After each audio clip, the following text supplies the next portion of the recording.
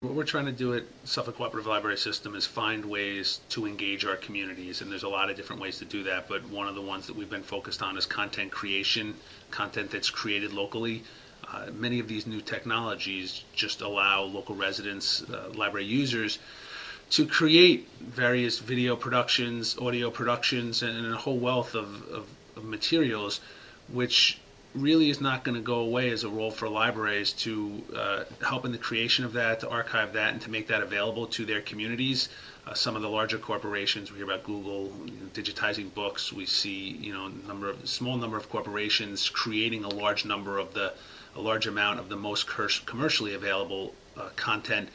But all you need to do is look at YouTube and various resources like that online to see how much of this stuff is out there, how much exists, and how engaged our young people are in the creation of West this. Hampton Free Library is interested in allowing our patrons to create content because we find that our users of the public internet stations, that's what they're going. They're going to websites like Facebook and dating sites and Craigslist, and they want to sell real estate, and they want to do all these different things that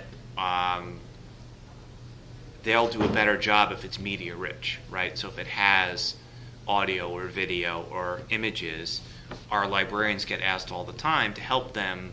How do I get stuff off my camera onto the computer? How do I send the pictures of, or how do I see the pictures of my grandkids?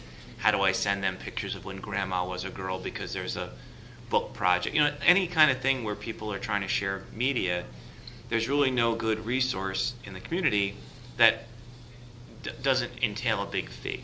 So like we have a Rite Aid right across the street from the library, and they'll take your old images and they'll convert them, but it's at a cost. And so for some of these projects that seem, not so consequential, people maybe won't do it. And so we're trying to say that the library as a technology hub can be the place to come where not only do you have the expertise of people to help you through it, but we have the stuff to do it. So our goal is to be a full service content conversion and content creation point in the community. One of the things that we've been talking about and looking at is one, how can libraries get involved with assisting with the creation of that content? Can they be offering programming locally? Can they be offering a studio to assist people who want to work in this area within the libraries? How are they making this available? On our library.com site, we have a whole video element of it where libraries record programs that take place in the library. We've opened it up to communities if a resident wants to create a video or an audio on their own talking about a library service, talking about the library, talking about anything that relates to libraries, to the collection of information, the distribution of information. We try to have a platform available where that can be spread and that can be disseminated. Just as an end way to connect libraries to their communities. Again, using a local example that would be relevant to you, if the Lindenhurst Junior High School Orchestra performs a concert, and that is recorded and it's done with a high enough level of technical expertise, it's then edited and then made available from the Lindenhurst website or through the library portal.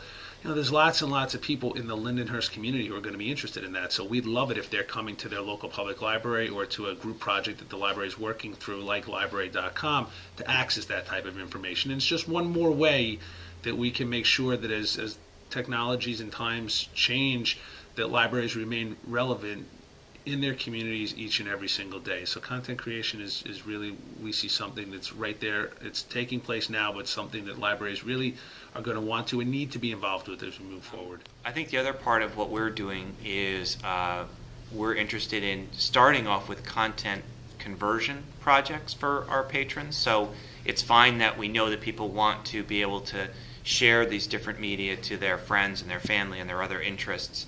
But now what we're trying to do is to add the ability for them to convert some of the media that they have. So we kind of looked down at the list and said there's basically audio, video, text, and images. And so what we've done is to come up with ways in order for our patrons to come in and be able to do those different tasks. I think then after that, it's the sense of to really become a content creation point as well. So are we lending out video cameras? Do we have studio space for audio production? Do we have, we obviously have word processing now, so text can be created at the library. What about images, video, and I guess audio would be the remaining three. So what we're doing now is we have scanners so that you can convert your images and your text into electronic formats. We have a VCR to DVD player converter for video that people might have in other formats, and then we have a cassette tape converter that can move things into MP3s.